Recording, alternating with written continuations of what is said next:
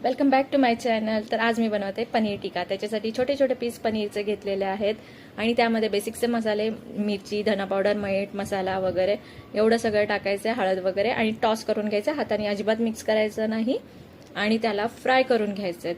पनीर सर्व बाजूनी फ्राय करून घ्यायचे आहे जेणेकरून छान असे क्रिस्पी झाले पाहिजेत. आणि हॉटेलमध्ये जसा स्मोकी फ्लेवर येतो पनीर टिक्क्याला तसा स्मोकी फ्लेवर येण्यासाठी मी ते स्मोक दिलेला आहे.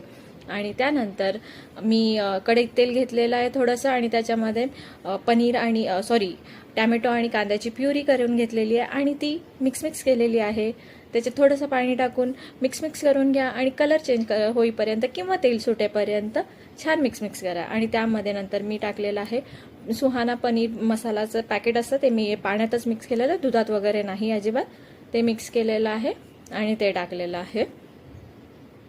थोडं मिक्स केल्यानंतर त्यामध्ये टाकायचे आहेत आपल्याला आपण जे केलेलं आहे ते पनीरचे क्यूब्स, ते फ्राय केलेले आहेत ते. आणि मी मटर टाकले आहे, तुम्ही स्किप करू शकता. मला पनीरच्या पेक्षा मटर जास्त आवडते म्हणून मी मटर टाकलेली आहे. छान मिक्स करून घ्यायचे आणि एक वाफ काढून घ्यायची.